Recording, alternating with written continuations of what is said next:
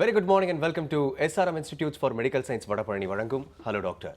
இன்றைய நிகழ்ச்சியின் மூலமாக உங்கள் சந்தேகங்களுக்கு பதிலளிக்க வந்திருக்காங்க social medicine and infectious control doctor Kuganandam and doctor Logaraj அவர்கள்.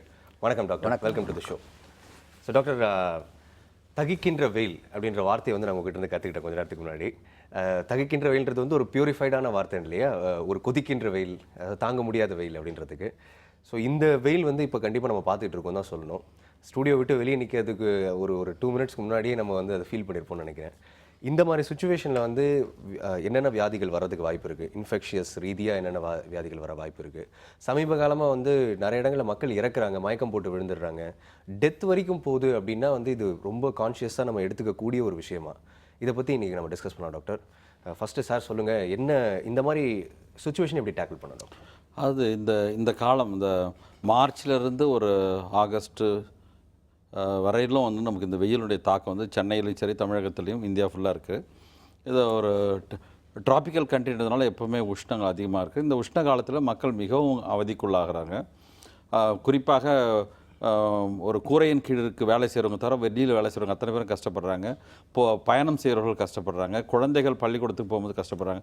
இந்த மாதிரி காலகட்டத்தில் அந்த வெயிலுடைய தாக்கத்தை பற்றி ஜனங்களுக்கு நிறைய தெரியணும். ஒன்று வந்து இந்த வெயிலிருந்து தங்களை பாதுகாத்து கொள்றதுக்கு எந்த மாதிரி உடைகளை அணியணும், எப்படி இதெல்லாம் அவாய்ட் பண்ணணும், அப்புறம் திரவத்தை எப்படி குடிக்கணும், நீர் வந்து வற்றி போகும்போது எப்படி செய்யணும், இதை பற்றியான விழிப்புணர்வுகள் இருக்கணும். அது உடைகளை எப்படி மாற்றி போட்டுக்கணும், குடை பிடிக்கிறது எப்படி தேவை, இதனால் வர நோய்களிலிருந்து எப்படி பாதுகாத்துக்கிறது, இதுக்கான தடுப்பூசிகள் எப்படி போட்டுக்கிறது, மருத்துவ உதவி எப்படி நாடுறது, இது மாதிரி விஷயங்கள் மக்கள் மத்தியில் நிறைய இருக்குது. இப்போ அண்மையில் கூட ஒரு செய்தித்தாளில் நம்ம வந்து உஷ்ணத்தால் அதிகமாக தாங்க முடியாமல் இறந்து போனாங்கன்னு கேள்விப்பட்டிருக்கோம். ஆந்திராவில் ஒரு 1000க்கு மேற்பட்ட மக்கள் போன வருஷம் இறந்துருக்காங்கன்னு கேள்விப்பட்டிருக்கோம். ஆனால் இப்போ வந்து வளர்ந்து வருகின்ற தொழில்நுட்ப காலங்களில், விஞ்ஞானத்தினுடைய வளர்ச்சி பெற்ற காலங்களில் நாம் வந்து இந்த தகிக்கின்ற வெயில், கொதிக்கின்ற வெயில் எல்லாவற்றிலும் தப்பிச்சு கொள்றதுக்கு என்னென்ன வழிகளோ அதை பற்றி நாம் இப்போ இன்றைக்கி பேசுவோம். மக்களும் வந்து அதை பற்றி கேள்விகளை நிறைய கேட்டாங்கன்னா நம்ம பயனுள்ளதாக இருக்குன்னு நினைக்கிறோம். கண்டிப்பாக சார். இப்போ ப்ராப்ளம் அப்படின்னா, அதாவது உஷ்ணத்தை வந்து ஃபஸ்ட்டு ஹேண்டில் பண்ணுறதுக்கான மென்டாலிட்டி வரணும் அப்படின்ற ஒரு எண்ணம் இருக்குல்ல சார், அது எப்படி டாக்டர் எடுத்துகிட்டு வர்றது? இது ஒரு அவேர்னஸ் வேணும். எதனால் சன்ஸ்ட்ரோக், இப்போ காமன் பார்த்தீங்கன்னா இறக்குறது வந்து சன்ஸ்ட்ரோக்னால இறக்குறாங்க. ஓகே, சன்ஸ்ட்ரோக் ஏன் வருது அப்படின்னு ஒரு அவேர்னஸ் மக்கள்கிட்ட வந்துச்சுன்னா அதை எப்படி தவிர்க்கிறது அப்படின்றும் அவங்களுக்கு தெரிஞ்சுக்குவாங்க. ஓகே. இப்போ வந்து நம்ம பாடி டெம்பரேச்சர்னு பார்த்தீங்கன்னா 37 டிகிரி சென்டிகிரேட். ஓகே. இப்போது ஏர் டெம்பரேச்சர் பார்த்தீங்கன்னா உஷ்ணம் இப்போ இந்த வெயில் காலத்தில் 40-45 டிகிரி கூட போகும். ஓகே. ஸோ வெளியே இருக்க டெம்பரேச்சர் அதிகம், நம்ம பாடியில் கம்மியாக இருக்குது. அப்போ என்னாகும், இந்த வெளியே இருக்க வெப்பம் வந்து பாடி உள்ளார போகும்போது என்னாகும், வெப்பம் நம்ம இருக்க கல்லீரல், மண்ணீரல், நுரையீரல், மூளை எல்லாத்துலேயும் வெப்பம் அதிகமாகிட்டே போகும். ஓகே. நான் 37, 38 ஆகும், 39, 40 அது கூட சமமாகணும்ல. 45 டிகிரின்னு அது கூட சமமாகணும். ஆமாம். இன்க்ரீஸ் ஆகிட்டே போகும்போது ஹைப்போதலாமஸ்னு மூளையில் ஒரு பாகம் இருக்குது. ஓகே. அதுதான் சென்சிடைசிங், ஹீட் சென்சிடைசிங் ஆர்கன். ஓகே. அது மூளையில் டெம்பரேச்சர் இன்க்ரீஸ் ஆகிடுனோடனே நம்ம நிறைய ஆர்கன்ஸ் இருக்குல்ல, அதனுடைய டெம்பரேச்சர் குறைச்சாகணும். ஓகே. லிவர் இந்த ஆர்கன்ஸ் எல்லாம் குறைச்சாகணும். ஸோ அது என்ன பண்ண உடனே ஸ்கின் இருக்குல்ல, ஸ்கின்ல வந்து ரத்த குழாய்கள்லாம் விரிவடைக்க செய்யும். ஓகே. ஓகே. ஸோ ரத்த குழாய் விரிவடைஞ்ச உடனே என்ன ஆகும்னா ஸ்வெட்டிங் கிளான்ஸும் ஸ்டிமுலேட் பண்ணும். ஓகே. ஸோ நிறைய ஸ்வெட் ஆகும். ஸோ இப்படி ஸ்வெட் ஆகும்போது தான் உள்ளே இருக்கிற மண்ணீரல், கல்லீரல், நுரையீரல் எல்லாமே கூல் பண்ணுறதுக்காக வெளியே தண்ணியை ஏற்றும். வெளியே தண்ணி ஸ்வெட்டிங்காக போயிட்டே இருக்கும். ஓகே. ஆனால் வெயில் காலத்தில் என்ன ஆகுனா இந்த தண்ணி வெளியே ஸ்வெட்டாக வர்றது காயாது. ஓகே. ஏன்னா சேச்சுரேட்டட் ஆல்ரெடி வந்து ஏர் வந்து சேச்சுரேட்டட் 100% சேச்சுரேட்டட்னுவாங்க. ஹியூமிடிட்டி, ஈரப்பதம் சொல்லுவாங்க. ஓகே. ஈரப்பதம் 30 to 60 இருந்ததுனாக்கா நம்ம வேறு காஞ்சு போயிடும். ஓகே. இல்லை காஞ்சு போகாது. ஸோ நிறைய தண்ணி லாஸ் ஆகிட்டே போகும். ஓகே. லாஸ் ஆக போகும்போது கிட்னி போகிறதுக்கு போகாது, ஹார்ட்டுக்கு போகாது. அப்போ ஒரு வெயிலில் ஒருத்தர் நின்றுருக்கான்னா 1 மணி நேரத்துக்கு 1/2 லிட்டர் to 3/4 லிட்டர் தண்ணி வெளியே போயிட்டே இருக்கு. ஓகே. அதை வந்து ரீப்ளேஸ் பண்ணணும். ஓகே. ரீப்ளேஸ் பண்ணலைன்னா மற்ற அந்த ஹீட் ஸ்ட்ரோக் எல்லாமே வரும். ஓகே. இப்போ சமீபத்தில் நிறைய பேர் இறந்துட்டாங்க அப்படின்னு கேள்விப்பட்டாலும் டாக்டர், அது வந்து ஆந்திராவில், I think if I'm not wrong, ஆந்திராவில் இல்லைங்களா? ஸோ இறக்குற லெவலுக்கு வந்து என்ன நடக்குது டாக்டர் உடம்புல, அதை பற்றி கொஞ்சம் சொல்லுங்கள் டாக்டர். என்ன இறந்து அது இறக்குறது டாக்டர் லோகராஜ் சொன்ன மாதிரி எனக்கு தெரிஞ்சுக்க வேண்டிய விஷயம்னா, உடம்புல வந்து ஒரு திரவம் நீர் வந்து ஒரு 6 லிட்டர் இருக்குன்னா, இந்த உஷ்ணம் நம்மளை சுற்றி இருக்கிற உஷ்ணத்தினுடைய நிலை வந்து அதிகமாக இருக்கிறது. 40 டிகிரி 40 45 டிகிரி சென்டிகிரேட் வரலாம் போகுது. இப்போ இந்த வெயிலில் வந்து 100 டிகிரி தாண்டிடுச்சுன்னு டெய்லி பேப்பர் படிக்கிறோம். 106 டிகிரி தாண்டிடுதுன்னு இன்றைக்கி பேப்பரில் போட்டிருக்காங்க. அந்த நேரத்தில் அதனுடைய வெப்பத்தினுடைய தாக்கம் அதிகமாக இருக்கும்போது அந்த வெயிலில் போகிறவங்களுக்கு வந்து அந்த உஷ்ணத்தை தாங்க முடியாமல் இரத்த குழாய்கள் விரிவடைந்து நிறைய திரவத்தை அவங்க சுரக்கிறாங்க, வெளியில் போகுது. சில நேரம் வேர்வையே இல்லாமல் கூட தண்ணீருடைய இழப்பு இருக்கும். எப்படி வந்து வயிற்றுப்போக்கில் வந்து பேதியாகும் போது நிறைய நீரானது வெளியே போயிட்டு அவங்களுக்கு வந்து டீஹைட்ரேஷன், நீர் இழப்பு ஏற்படுதோ, அதே மாதிரி இந்த வெயில் காலத்தில் அவங்களுக்கு வந்து வேர்வை கூட இல்லாமல் உடம்புல இருக்கிற அந்த நீரானது வற்றி போகும். அப்படி வற்றி போகும்போது அதில் இருக்கிற உப்புக்களும் போயிடும், எலக்ட்ரோலைட்ஸும் போயிடும். அப்படி போகும்போது உடம்புல இருக்கிற சத்துக்களையும் அந்த உணவு சத்துக்கள், அந்த கார்போஹைட்ரேட் அல்லது குளுக்கோஸையும், அதே மாதிரி நம்ம அதை எரிக்கிறதுக்கு தேவையான ஆக்சிஜனும் வந்து ரத்தம் தான் எடுத்துன்னு போகுது. அது எடுத்துன்னு போகும்போது மூளைக்கு முக்கியமாக போகணும், ஹார்ட்டுக்கு போகணும், லங்ஸ்க்கு போகணும், கிட்னிக்கு போகணும். இந்த மாதிரி வைட்டல் ஆர்கன் சொல்கிறோம். இதுங்களுக்கு போகிறதெல்லாம் தடைப்படும் போது ஒரு ஷாக் வருது, வாஸ்குலர் ஷாக்குன்னு பேர். இந்த வெயில் காலத்தில் ஏற்படுது வாஸ்குலர் ஷாக் வரும்போது 2 வகையான பிரச்சனைகள் நேரிடுது. ஒன்று வந்து ஸ்ட்ரோக்குன்னு ஒன்று வருது, இன்னொன்று வந்து எக்ஸாஸ்ட்னு வருது. ஸ்ட்ரோக்குன்றது வந்து எப்படின்னா அந்த வேர்வையே வராமல் போயிடும், உஷ்ணம் மட்டும் அதிகமாகும், டெம்பரேச்சர் உடம்புடைய டெம்பரேச்சர் வந்து 102 105 கூட போயிடும். அப்போ வந்து மூளையை வந்து பாதிக்க ஆரம்பிக்கும், அங்கே இருக்கிற ரத்த குழாய்களுடைய ரத்த பரவுதல் குறைய ஆரம்பிக்கும், ஷாக் போயிட்டு அப்புறம் இருதயத்தை பாதித்து அவங்களுக்கு இறக்க கூட நேரிடும்.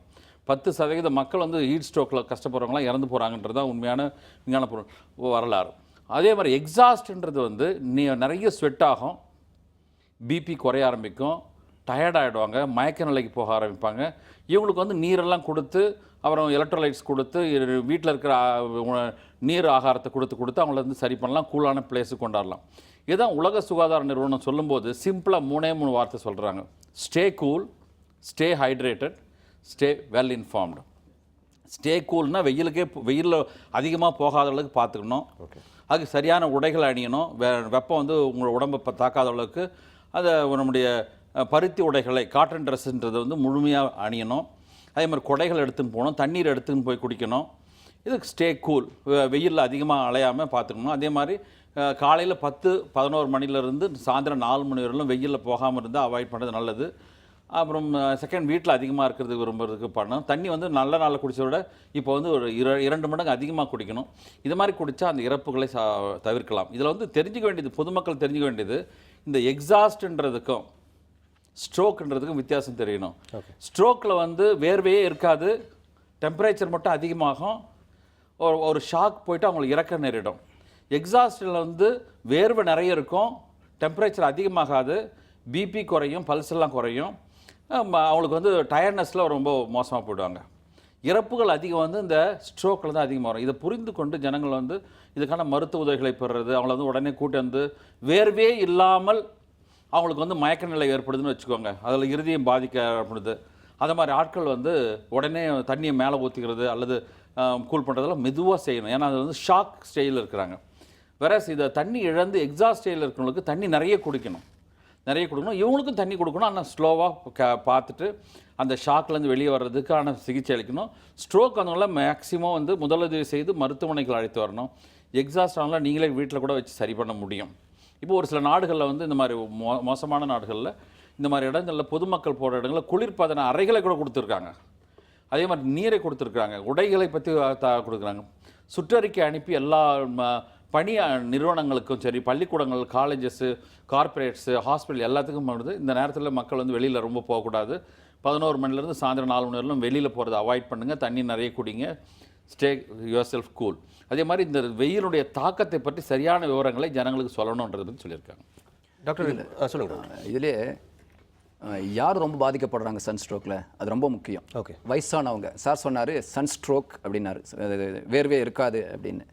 அது வந்து 60 வயசுக்கு மேலே வந்து இந்த ஹைப்போதலாமஸ் சொன்ன தெரியுங்களா, அது வந்து உடம்பு ஹீட் ஆனாலும் அதுக்கு சென்சிடைஸ் ஆகாது, அதனால் உடம்பு ஹீட் ஆகிட்டே இருக்கும். அதனால் அது வேசல் டைலட்டேஷனு வராது. டைலட்டேஷன் ஆனால் தான் அந்த ஸ்கின்ல இருக்க பிளட் வெசல்ஸ்லாம் விரிவடைஞ்சால் தான் வேர்வை வரும். அதனால் வேர்வையும் வராது, ஹீட் ரைஸ் ஆகிட்டே போகும். அதனால தான் சன்ஸ்ட்ரோக் வந்து 60 வயசுக்கு மேலே இருக்கிறவங்களுக்கு ரொம்ப காமன். ஸோ அவங்க 60 வயசுக்கு மேலே இருக்கவங்க இந்த 10 to 4 வெளியே போகவே கூடாது அவங்க. ஓகே, அவாய்ட் பண்ணுறது ரொம்ப போனால் கூட கொடை இல்லாமல் அவங்க வெளியே போகக்கூடாது. ஓகே. அதுவும் இல்லாமல் ஹைட்ரேட் பண்ணிக்கிட்டே இருக்கணும் அவங்களே கொஞ்சம் கொஞ்சமாக. டாக்டர், இப்போ அது மட்டும் இல்லாமல் இப்போ குழந்தைகள் மெயினாக வந்து ஒரு பள்ளிக்கூடம் போகிற சின்ன குழந்தைகளுக்கு வந்து மேக்ஸிமம் இப்போ ஹீட்டில் எக்ஸ்போஸ் ஆக வேண்டிய நிலைமைகள் இருந்ததுன்னா அவங்க எப்படி டாக்டர் அவங்களே பராமரிச்சுக்கணும்? அது பேரண்ட்ஸ் என்ன பண்ணணும் அவங்களுக்கு அதுக்கேற்ற மாதிரி? ஆக்சுவலாக இது மாதிரி விஷயங்கள்ல வந்து பிள்ளைங்களை வந்து நம்ம சொல்கிறதுக்கு பதிலாக அந்த பெற்றோர்களும் சரி, கல்வி நிறுவனங்களும் சரி, இந்த பிள்ளைகளை பற்றி நிறைய ஆய்வு செய்து சரி செய்யணும். ஓகே. உதாரணத்துக்கு இப்போ வந்து தேர்தல் களம், அப்புறம் வந்து விஐபிஎஸ் நடக்கிற இடத்துல சில இடத்துல மாணவர்களை நிற்க வைப்பாங்க வெயிலில். மாணவர்கள் போட்டு விழுந்துடும் சில பிள்ளைங்க. இப்போ கூட அந்த தேர்தல் காலத்தில் கூட நிறைய பேர் விழுந்துட்டாங்கலாம் கேள்விப்படுறோம், பேப்பரில் நியூஸ் படிக்கிறோம், சில செத்து போயிட்டாங்க. இதெல்லாம் வந்து இப்போது என்னை வந்து ஒரு பொது சுகாதார நிபுணர்னால் நாங்கள் 2 பேரும் என்ன சொல்லுவோம்னா, இந்த 11 மணிலேருந்து 4 மணி வரையிலும் அந்த கேன்வாசிங் கூட நீங்கள் நிறுத்தலாம் தயவுசெய்து, மற்ற நேரத்தில் வைக்கலாம். அது ஜனங்களுக்கு பாதிப்பு ஏற்படுது. ஏன்னா இது வந்து ஒரு எமோஷனலாக போகும்போது ஜனங்களுடைய பாதிப்பு ஏற்படுது. வெயில் வந்து 106 டிகிரி 104 106 டிகிரி வரும்போது இந்த நேரத்தில் வந்து மக்கள் வெளியில் வர்றது அவாய்ட் பண்ணலாம். இந்த குழந்தைகளுக்கு விஷயத்தில் வந்து மேக்ஸிமம் ஒரு சில வளர்ந்த நாடுகளில் இந்த சூழ்நிலைகள் பருவநிலைகளுக்கு ஏற்ப கல்வி கூடங்கள் கூட, பணி செய்கிற நிறுவனங்கள் கூட அதனுடைய வேலையான நேரத்தை மாற்றி அமைக்கின்றன. அதை பற்றியெல்லாம் நம்ம ஏன் யோசிக்கக்கூடாது? பிள்ளைங்களுக்கு வந்து மார்னிங்கில் ஒரு ஏர்லி மார்னிங்கே சீக்கிரம் போகிற மாதிரி பண்ணுறது, அல்லது அவங்களுக்கு பள்ளிக்கூடங்கள்லாம் வீடு கிட்ட வச்சுக்கிறது, அல்லது பெற்றோர்களை வந்து அவங்கள குளிர்பதன வண்டியில் எடுத்து போய் விடுறது, அந்த பிள்ளைங்களுக்கு தண்ணி பாட்டில் வண்டி கொடுக்கறது. இந்த வெயில் அது மேலே வந்து அந்த வெயிலுடைய தாக்கம் இல்லாமல் இருக்கிறதுக்கு அந்த அந்த ஹீட் ஸ்ட்ரோக்கு, அந்த சன்ஸ்க்ரீன் ஆயின்மெண்ட்ஸ் எல்லாம் தடவுறது, இந்த கேலமின் லோஷன் தடைக்குவாங்க, அப்புறம் இந்த அலோவேராமெல்லாம் இப்போ தடவுறாங்க. இதெல்லாம் வந்து இயற்கையான பொருட்கள் கூட தடைக்கலாம்.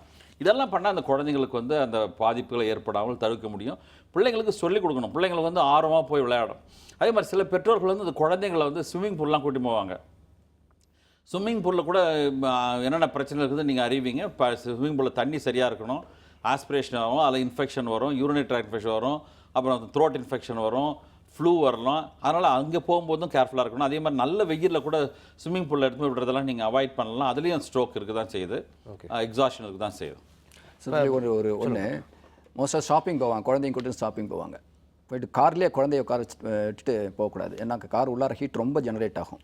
So they loss more heat. குழந்தைய காரில் விட்டுட்டு இங்கே மாதிரி ஷாப்பிங் போயிட்டு இப்போ வந்துடுறமான்னு 10 நிமிஷம் 5 நிமிஷம் விட்டுட்டு போனாக்கா it is adverse effect for the children. இப்போ இந்த குளிர்சாதனம் பற்றி சொன்னீங்க டாக்டர். அந்த குளிர்சாதன பெட்டியில் இருக்க வண்டியில் வந்து எடுத்துகிட்டு போய் விடணும். இப்போ வந்து ஏசின்றது ஒரு லைஃப் சேவியராக தெரியுது. But is it encourageable? இல்லை, ஏசின்றது நம்முடைய வளர்ந்துபட்ட ஒரு கல்ச்சரில் இப்போ வந்து எல்லாரும் யூஸ் பண்ணுறாங்க. மத்திய நடுநிலை குடும்பத்தாரும் சரி, அது கீழே இருக்கிறவங்களும் சரி, இப்போ ஏசி வச்சுக்கிறாங்க, கார் வச்சுக்கிறாங்க, நிறைய பேர் கார் வச்சுருக்காங்க. இதை பயன்படுத்தி போகணும். ஆனால் அதில் வந்து இன்னொரு விஷயமும் இருக்குது. சிலர் வந்து ஏசி ஆன் பண்ணி கார்லேயே உட்காந்துருப்பாங்க இந்த வெயிலில், குழந்தைகளை விட்டு போவாங்க. அதான் டாக்டர் சொன்னார், அந்த க்ளோஸ்ட் வெஹிக்கிள்ஸில் பகலில் இந்த வெயில் காலத்தில் உட்கார்றதை தவிர்க்கணும், கட்டாயமாக தவிர்க்கணும். அந்த ஹீட் வந்து it is not actually compensating or அந்த ஈக்குவல்வெரி மெயின்டைன் ஆகவே இல்லை. வண்டி ஒரு பக்கம் ஹீட் ஆகிட்டு உள்ளே வந்து ஏசி ஓடின்னு இருக்கும், அல்லது ஏசி நின்று போச்சுன்னா அந்த கேஸ் எக்ஸ்சேஞ்சில் ப்ராப்ளம் வரும். அதனால் உலக சுகாதார நிறுவனம்னு சொல்லலாம், இந்த ஏர் கண்டிஷன் வெஹிக்கிள்லையோ அல்லது க்ளோஸ்ட் வெஹிக்கிள்லையோ வெயிலில் வண்டியை நிறுத்தி அதில் உட்காராதீங்கன்னு சொல்லுது. தயவுசெய்து இது வந்து மக்கள் புரிந்து கொள்ள வேண்டும், அதை அவாய்ட் பண்ணுறது அவசியம். அதே மாதிரி ஒரு சில இடங்களில் வந்து தேவையில்லாத இடங்களில் குழந்தைங்களை வந்து கூட்டி போக வேணாம். அதே மாதிரி எல்டர்ஸும் போக வேணாம். இது டாக்டர் சொன்ன மாதிரி குழந்தைகள் மத்தியிலையும் சரி, வயதானவர்கள் மத்தியிலையும் இதனுடைய பிரச்சனைகள் அதிகமாகுது. இதுக்கடுத்து நோய்களை பற்றியும் நம்ம பேசணும், அது நம்ம பேசலாம். டாக்டர், இப்போ நோய்களுக்கே வந்துடுவோம் டேரெக்டாக. என்னென்ன நோய்கள் வர்றதுக்கு வாய்ப்பு இருக்குது டாக்டர்? நோய்கள் ரீதியாக வந்து சம்மரில் என்ன வந்துட போகுது அப்படின்ற ஒரு எண்ணம் இருக்குது எல்லாருக்கும். சம்மர்லன்னு பார்த்தாக்கா சிக்கன் பாக்ஸ் வரும், ஓகே, மீசில்ஸ் வரும், மம்ஸ் வரும், அப்புறம் டயரியல் டிசீஸ் நிறைய வரும், டைஃபாய்டு வரும், ஃபுட் பாய்சனிங்னால வரும். Okay okay. இந்த டயரியல் டிசீஸ், ஃபுட் பாய்சனிங் எல்லாம் மெயின் ஆகுனா வெயில் காலத்தில் ஃபுட்டு சீக்கிரம் கெட்டு போயிடும் வெளியே வச்சுருந்தாக்கா. எஸ். ஸோ ரொம்ப நேரம் வச்சிருக்கக்கூடாது. இன்றைக்கி சாப்பிட்டு மீதம் இருக்கிறத ரெஃப்ரிஜிரேட்டரில் கட்டாயம் வைக்கணும், இல்லைன்னா கெட்டு போயிடும். ஓகே. இன்னும் வந்து உணவு இப்போ வெயில் காலத்தில் தான், மே மாதத்துல தான் பார்த்தீங்கன்னா நிறைய திருவிழா, வீட்டில் தான் எல்லா திருவிழாவும் இருக்கும். கண்ட இடத்துல தண்ணி குடிப்பாங்க. அந்த தண்ணி வந்து எவ்வளோ தூரத்துக்கு சுத்தமான தண்ணின்னு அவங்களுக்கு தெரியாது. ஓகே. இன்னொன்று விரதம் இருந்து தண்ணி குடிப்பாங்க. இந்த விரதம் இருந்து தண்ணி குடிக்கும்போது வயிறுக்கும் சிறு குடலுக்கும் உள்ள ஒரு வேல்வ் இருக்குது, அது வந்து ஓப்பனாக இருக்கும். ஸ்டமக் வந்து எம்டியாக இருக்கும்போது ஓப்பனாக இருக்கும். ஓகே. இவங்க போய் கண்ட இடத்துல தண்ணி மட்டும்தான் குடிப்பாங்க, விரதம் இருப்பாங்க. ஏன்னா குடிக்கும்போது நேராக இன்டெஸ்டைனுக்கு போயிடும். ஏன்னா ஸ்டமக்கில் வந்து ஆசிட் இருக்குது. இந்த அமிலம் வந்து நீங்கள் என்ன சாப்பிட்டாலும் அது கூட கலந்து மிக்ஸ் ஆகி அதுக்கப்புறம் தான் இன்டெஸ்டைனில் போய் டைஜஸ்ட் ஆகும்.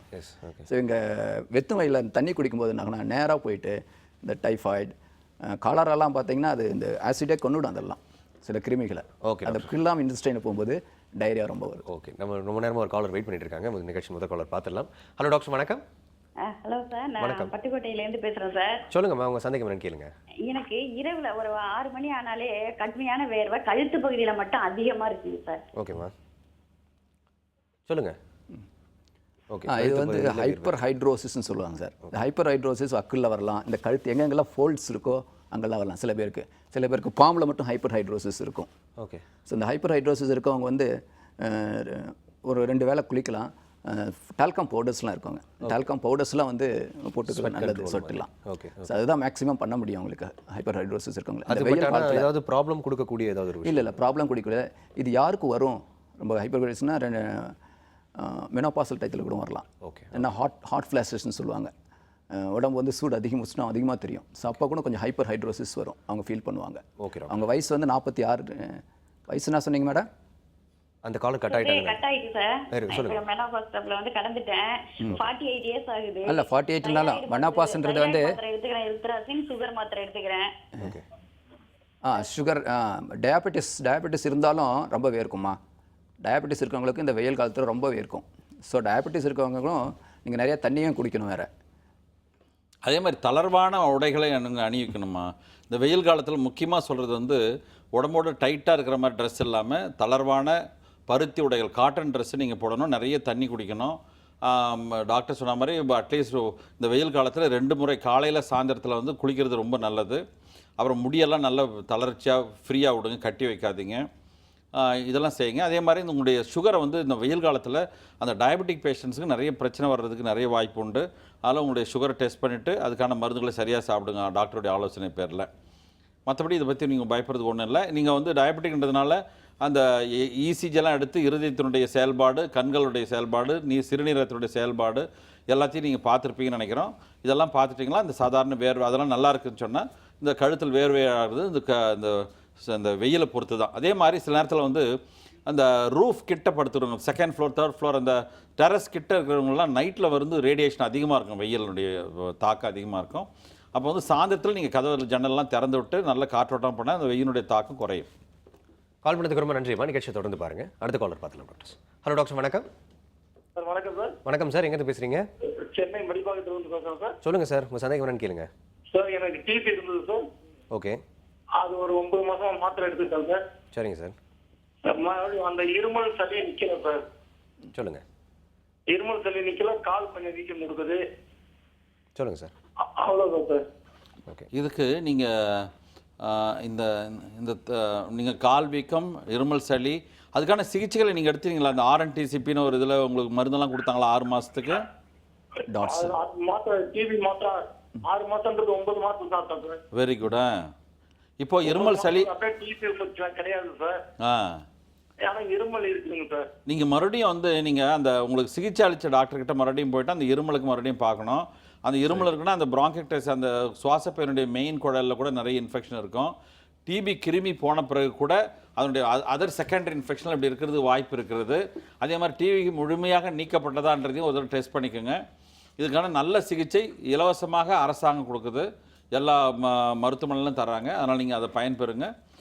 அந்த சளியை குறைக்கிறதுக்கு நீங்கள் சீக்கிரம் மருந்து சாப்பிட்றதுக்கு அந்த உங்களுடைய மார்பு நோய் சிகிச்சை நிபுணரை போய் பார்க்கணும். ஸ்மோக்கிங் பண்ணுறாங்க. ஸ்மோக்கிங் பண்ணுறீங்களா நீங்கள்? இல்லை சார். ஸ்மோக்கிங்லாம் பண்ணல. ஓகே. Very good. உடனே பார்த்து நீங்கள் சீக்கிரமாக குணமடையணும்னு நாங்கள் உங்களை ரொம்ப விழைகிறோம். நீங்கள் செய்யுங்க அதை. கால் பண்ணதுக்கு ரொம்ப நன்றி sir.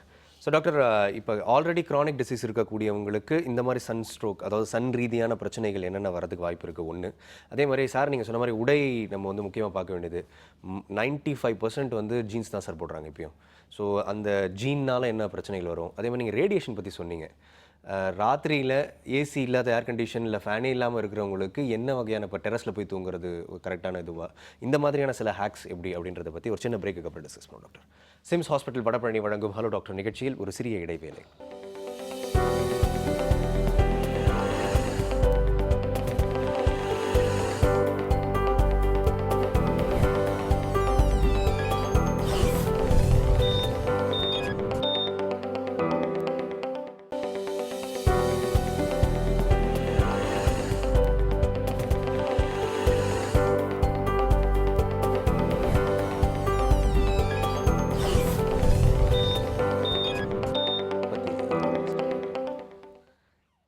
Welcome back to SIMS hospital Vadapalani வழங்கும் ஹலோ டாக்டர். ஸோ டாக்டர், இந்த ட்ரெஸ் பேட்டர்ன்ஸ் பற்றி கொஞ்சம் சொல்லுங்கள் டாக்டர். ஏன்னா இப்போ வந்து பென்சில் ஃபிட், அதுக்கும் டைட்டான ஃபிட், இந்த மாதிரி எக்ஸ்ட்ரீம் லெவல் டைட்டான ஜீன்ஸ்லாம் வந்துருச்சு. இப்போ மேக்ஸிமம் யங்ஸ்டர்ஸ் வந்து அதான் போடுறதுக்கு விரும்புகிறாங்க. அதுவும் இல்லாமல் மேக்ஸிமம் திக்கான கிளாத்ஸ் தான் இப்பயும் போடுறாங்க. ஸோ இந்த மாதிரி ட்ரெஸ்ஸிங் பேட்டர்ன்ஸ் வந்து இப்போ மாற்றணும் அப்படின்றத நீங்கள் சொல்லிட்டீங்க. ஸோ எந்த வகையில் மாற்றலாம், அதை பற்றி கொஞ்சம் கலாச்சார ரீதியில் இப்போ மக்கள் வந்து மேலத்திய கலாச்சாரத்தை பின்பற்றதுல ஒரு பெரிய சந்தோஷம். லெக்கிங்னு, அப்புறம் வந்து ஒரு டைட் ஜீன்ஸு இதெல்லாம் போட்டுருக்காங்க. நீங்கள் வந்து ஏசிலே ஒர்க் பண்ண போகிறீங்க, ஒரு வெயிலே வரப்போகிறது இல்லைன்னா நீங்கள் போடுறதை பற்றி ஒன்றும் பிரச்சனை கிடையாது. இதை போட்டுட்டு வெயிலில் போனீங்களா தான் பெரிய பிரச்சனை. அதான் நான் எப்போவும் சொல்ல மாதிரி, இந்த ரோட் சைடில் போகும்போது ஜனங்களை பார்த்தீங்கன்னா சிரிக்கிறவங்களே ரொம்ப குறைச்சலாக இருக்காங்க. இந்த வெயில் காலத்தில் வந்து பார்த்தீங்கன்னா எல்லோரும் ஒரு கிரிட் ஃபேஸ் உட தான் எல்லாம் பார்ப்பாங்க. ஒன்று வந்து ட்ரெஸ் ஒரு பக்கம் அழுத்தின்னு இருக்கும் டைட்டாக, அங்கே ஒரு குப்பை வேறு இந்த வெயிலில் நல்லா பறக்கும். அதையும் நீங்கள் தெரிஞ்சுக்கணும். வெயில் நாளில் வந்து பூமி சூடாடியதுனால நம்மக்கிட்ட இருக்கிற குப்பையெல்லாம் அப்படியே மேலே பறக்க ஆரம்பிச்சு அந்த டஸ்ட் பார்ட்டிகல்ஸ் நீங்கள் பார்த்தீங்கன்னா ஈவினிங்லாம் பார்த்தீங்கன்னா ரொம்ப அதிகமாக இருக்கும். குப்பை லாரி வேறு இப்போ தான். ஆமாம், அந்த குப்பைகள் வந்து நீங்கள் ஒரு ஏரோஸ்பேஸ் ஃபோட்டோ எடுத்து பார்த்தா சென்னை மாநகரத்திலலாம் ஃப்ளைட்லாம் போகும்போது நீங்கள் பார்த்தீங்கன்னா சாயந்தர நேரத்தில் இந்த வெயில் அடிக்கிற நேரத்தில் பார்த்தீங்கன்னா சென்னை மாநகரம், அப்புறம் வந்து பெங்களூர் இதெல்லாம் போகும்போது அந்த சென்னை விட ஒரு 10 கிலோமீட்டர் உயரத்துக்கு வந்து அந்த குப்பையினுடைய இது அப்படியே தெரியும். we are actually living in the total cloud of the dust. இந்த டஸ்ட்லாம் பரவாது. இது மூக்கு வழியாகவும் போகும், வாய் வழியாகவும் போகும். நீங்கள் ஒரு ஃபோனில் பேசினே இருப்பீங்க, செல்ஃபோனில் கண்டினியூஸாக பேசினே இருப்பீங்க, அது வேறு போயின்னு இருக்கும். மூக்கும் வாய் உள்ள போய் லங்ஸுக்கு, வயிற்றுக்கு எல்லாம் போயிடும். ஈவன் ஜீரண மண்டலத்தில் ஃபுல்லாக கூட குப்பை இருக்குதுன்னு சொல்கிறாங்க இப்போ நம்ம மெட்ராஸ் மாதிரி நகரங்களில். அதனால் வந்து நீங்கள் துணியை ஆடைகளை வந்து கொஞ்சம் லூஸாக போடுங்க. இப்போ இருக்கிற இளைஞர்கள் வந்து சொல்கிறத கேட்குறாங்க, ரொம்ப நல்லா கேட்பாங்க. நேராக கேட்காத மாதிரி இருந்தாலும் அவங்க கட்டாயமாக ஃபாலோ பண்ணுறாங்க. If you are going to be there within the 4 walls in air conditioned setup, nothing wrong in your tight fittings and all that. ஆனால் வெளியில் போகிற ஆட்களாக இருந்தால் தயவு செய்து இந்த காலத்தில் ரொம்ப கலரான ட்ரெஸ்ஸும் போடாதீங்க. கலரானது உஷ்ணத்தை கிரகிக்கிறது. Light colour dresses, preferably white colour dresses வந்து உஷ்ணத்துடைய தாக்கத்தை குறைக்கும். அதுமாதிரி ஃபுல் ஸ்லீவ்ஸ் போடுங்க. இதை வந்து தோல் வந்து வெயிலுக்கு நேரடியாக படாமல். இன்னொரு முக்கியமான விஷயமும் சரி, இப்போ தோலால் ஏற்படுகின்ற கேன்சர் வியாதிகள் வந்து அதிகமாக இருக்குது. மெலனோமான்னு ஒரு basal cell carcinoma, squamous cell carcinoma இதெல்லாம் வந்து அதிகமாக இருக்கிறது. ஒரு 10-15% கேன்சர் நோய்களில் வந்து தோல் கேன்சர் ரொம்ப அதிகமாக இருக்குது. இதை கண்டுபிடிக்கிறது ரொம்ப லேட்டாகவும் ஆகுது. அதனால் இந்த அல்ட்ரா வயலட் ரேடியேஷனுடைய இந்த 10 மணிலேருந்து 4 மணி வரையிலும் இருக்கிற அந்த ரேடியேஷனில் ரொம்ப பாதிக்கப்படுற மக்கள் இந்த நோயால் பாதிக்கப்பட்டிருக்காங்க. நிறைய பேருக்கு அந்த நோய் இருக்கிறத கூட தெரியாமல் இருக்கும், கடைசி நேரத்தில் தெரிய வரும். அதனால் முழுமையான ட்ரெஸ்ஸாக நீங்கள் பெண்களும் சரி ஆண்களும் சரி. அப்புறம் வந்து நிறைய பேர் இப்போ நம்ம ஊரில் நிறைய பேருக்கு தலையில் முடி வேறு இருக்காது. எல்லாம் தண்ணியை அந்த குளோரின்லாம் போட்ட தண்ணியில் குளித்து அப்புறம் உப்பு கலத்துல முடியெல்லாம் அவங்க தலை வேறு வெயிலில் ஹீட் ஆகின்னு இருக்கும். அதுக்கு என்ன சொல்கிறாங்க உலக சொல்கிறாங்க, நல்ல ஒரு காட்டன் தொப்பி கூட நீங்கள் போடுங்க. ஓகே. அப்புறம் நல்ல ஒரு கொடையை பிடிச்சின்னு போங்க, தண்ணி பாட்டில் எடுத்துன்னு போங்க. உங்கள் சுகமான வாழ்க்கையை, பாதுகாப்பான வாழ்க்கையை செய்யுங்க. இந்த உடம்பு சூடாகிறதுனால இன்னொரு விஷயம் என்னென்னா, ரத்தத்தில் இருக்கிற நம்ம நோய் எதிர்ப்பு செல்கள் இருக்குதுல்ல, ஒயிட் பிளட் கார்பசல்ஸ்னு, அது வந்து ஒரு அர்த்தமே இல்லாமல் அங்கங்கே போய் ஒளிஞ்சிக்குதான் அது உடம்புல. அது மூமெண்ட்ஸ்லாம் வெவ்வேறு இடத்துல மூவ் ஆகிட்டு நோய் எதிர்ப்பு சக்திக்கு இடையூறு ஏற்படுற ஒரு சூழ்நிலை ஏற்படுத்துதுன்னு சொல்கிறாங்க. ரொம்ப வேடிக்கையாக இருக்குது அதெல்லாம் கேட்குறதும் போது. அதே மாதிரி மன நோய்கள் வர்றதுக்கு இந்த வெயில் வந்து அதிகமாக இருந்துச்சுன்னா, அந்த வெயிலில் காஞ்சி போன வந்து இரிட்டபிளாக இருப்பாங்க தெரியுங்களா. எதுக்கு எடுத்தாலும் இரிட்டேட்டிங் இருப்பாங்க, நெகட்டிவாக பேசுவாங்க. வெயில் நல்லா ஆஃபீஸ்க்கு வெயிலில் நல்லா காஞ்சி போய் வேர்த்து வளர்த்து வர்றவங்களாம் பேசும்போது ரொம்ப எரிச்சலாக இருப்பாங்க. கொஞ்சம் ஆசுவாசப்படி தண்ணியெல்லாம் குடித்து கொஞ்சம் கூலான பிறகு பேசணும்னு சொல்லுவோம். அதனால் ட்ரெஸ் விஷயத்துலையும் சரி, கொடை எடுத்து போகிற விஷயம் சரி, மனநோயை பாதிக்கிற விஷயம்தான் சரி, நோய் எதிர்ப்பு சக்தி கம்மியானவர்களும் சரி, சிறுநீரக நோயால் பாதிக்கப்பட்டிருக்கிறவங்களும் சரி, டயபெட்டிஸ், அதே மாதிரி ரத்த கொதிப்பு, ஹைப்பர் டென்ஷன், இதை மாதிரி ஆட்கள் இந்த வெயிலில் 10லேருந்து 4 மணி வரலும் வெயிலில் போகாமல் இருக்கிறது ரொம்ப நல்லது. அப்படி போனீங்கன்னா கொடை எடுத்து போங்க, தண்ணி எடுத்துன்னு போங்க, ட்ரெஸ்ஸஸ் எல்லாம் கொஞ்சம் மாற்றிங்க. இளைஞர்கள் கூட மாற்றினா ரொம்ப நல்லாயிருக்கும். ஓகே, நீங்கள் டைட் ட்ரெஸ் சொன்னீங்க, டைட்டாக பார்த்துட்டு ஃபர்தர் டிஸ்கஸ் பண்ணுவோம் டாக்டர். ஹலோ டாக்டர் வணக்கம். ஹலோ டாக்டர் வணக்கம். வணக்கம் சார். வணக்கம், எங்கே பேசுகிறீங்க சார்? சார் நான் மதுரையிலிருந்து பேசுகிறேன் சார். சொல்லுங்கள் சார், உங்கள் சந்தேகம் என்னன்னு கேளுங்க, டாக்டர்ஸ் இருக்காங்க. சார் வீட்டுக்காரமாங்க சார். சொல்லுங்கள் சார். வீட்டுக்காரமாங்க சார். ஒரு 3 மாதம் சார் 20 நிமிஷத்துக்கு பிறகு நீராக போயிடுச்சு சார், அந்த வெயில் காலத்தில் மட்டும். என்ன பண்ணுறாங்க சார்? ஓகே வீட்டுக்காரமா ஹவுஸ் ஒய்ஃப் சார். ஓகே சொல்லுங்கள். அந்த ஒரு 3 மாசத்துக்கு சார் ரொம்ப நீரா போயிருக்கு சார். ஓகே. அந்த வெயில் நேரத்துல மட்டும் அந்த 3 மாசத்துக்கு 20 நிமிஷத்துக்கு ஒருக்கா நீர் போய்கிட்டே இருக்கு சார். நீரோட அளவு வந்து 500 மில்லி 600 மில்லி வரைக்கும் போயிருக்கு சார். வெயில் காலத்துல சொட்டுல போதா வந்து நீர் அதிகமா போகுது. சிறுநீர் கழிக்கிறது சொல்றீங்களா நீங்க? சிறுநீர் கழிக்கிறது சொல்றீங்களா, வேர்வை சொல்றீங்களா? சிறுநீர் தான் சொல்றாரு, யூரின் தான் சொல்றாரு டாக்டர். இல்லை, அவங்க வெயில் காலத்தில் தண்ணி நிறையா குடிச்சிக்கிட்டே இருந்தாலும் போயிட்டே இருக்கும். ஓகே. ஸோ அவங்க தண்ணி எடுக்கிறாங்கன்னா அது போயிட்டே இருக்கும் ஒன்று. ரெண்டாவது ஏன்னா மாத்திரை சாப்பிட்றாங்களான்னு பார்க்கணும். சில மாத்திரைகள் வந்து ஆக்சுவலாக ஃபார் ஹார்ட் ஃபெயிலியர் இருக்கிறவங்களோ பிபி இருக்கிறவங்களுக்கு வந்து அந்த நீர் பிரியிற மாத்திரை கொடுப்பாங்க. ஸோ அதில் கூட அடிக்கடி போகும். அவர் கரெக்டாக சொல்ல என்ன எதனா அவங்க டிசீஸ் என்ன இருக்கா, அல்லது அவங்க அடிக்கடி தண்ணி குடிக்கிறாங்களா. சில பேர் வெயில் காலத்தில் அடிக்கடி தண்ணி குடிப்பாங்க. ஒரு மணி நேரத்தோட தண்ணி குடிச்சிட்டே இருந்தாங்கன்னா தண்ணி போகிற யூரின் போயிட்டு இருக்குது, அது நார்மல் தான், அது ஒன்றும் இல்லை. ஓகே. பட் ஒருத்தவங்க டைட் ட்ரெஸ் போடுறாங்க, சார் சொன்ன இதுக்கு முன்னாடி நீங்கள் கேட்டிங்க. ஓகே, சொல்லுங்கள். இந்த டைட் ட்ரெஸ் போடுறதுனால ஸ்கின் ப்ராப்ளம்ஸ் நிறைய வரும். ஏன்னா என்ன ஆகுன்னா உடம்பு உஷ்ணம் இருக்குது, அதோட மாய்ஸ்சரும் இருக்குது, ஈரப்பதமும் இருக்குது. இந்த டெம்பரேச்சரும் ஈரப்பதமும் இருந்துன்னா ஃபங்கல் இன்ஃபெக்ஷன்ஸ் வரும். Okay. Fungal infections, yeast, boils, then sunburns வெளியே போகும்போது சன்பர்ன்ஸ் வரும். ஸோ இதெல்லாம் எப்படி பாதுகாத்துக்கிறதுனா டெய்லி காலையிலையும் குளிக்கணும், மத்தியானமும் குளிக்கணும். ஓகே. லூஸான ஷர்ட், லைட் சார் சொன்ன போல் light colour shirts, loose fitting. Light weight also. Okay. ரொம்ப ஹெவி வெயிட் ஷர்ட்னு போடவே கூடாது. ஓகே. ஓகே டாக்டர், இப்போ ஜென்ரலாக நீங்கள் சொன்னீங்க தொப்பி போடணும் அப்படின்னு சொல்லிட்டு. இப்போ தொப்பியே ரொம்ப டைட்டாக போட்டு அதுலேயே வந்து வேர்வை இருக்கக்கூடிய சூழ்நிலை. அதனால் காட்டன் தொப்பிகளை, நீர் உறிஞ்சிற மாதிரி தொப்பிகளை நீங்கள் போகிறது ரொம்ப நல்லது. அதே மாதிரி ஹெல்மெட் போடுறவங்களும் வந்து உள்ளர வந்து துணியை பேக் பண்ணி வச்சு ஹெல்மெட் போடுங்க. சிலர் வெயில் காலத்தில் எங்களுடைய ப்ரொஃபஸர் சொல்லுவார், இங்கிலீஷ்காரன் குளிர்காலத்துக்கு ஷூ எல்லாம் போட்டு அலையிறான், நீங்களும் இந்த வெயில் காலத்தில் ஏன் ஷூ போட்டு அலைகிறீங்கன்னு ஒரு ப்ரொஃபஸர் சொல்லுவார் எங்களுக்கு வேடிக்கையாக. கண்ணபிரான்னு ஒரு டாக்டர். அதை இப்போ நான் சொல்ல விரும்புகிறேன். இந்த வெயில் காலம் நம்ம வந்து ட்ராபிக்கல் கண்ட்ரியில் இருக்கிறோம், வெயில் எரியுது.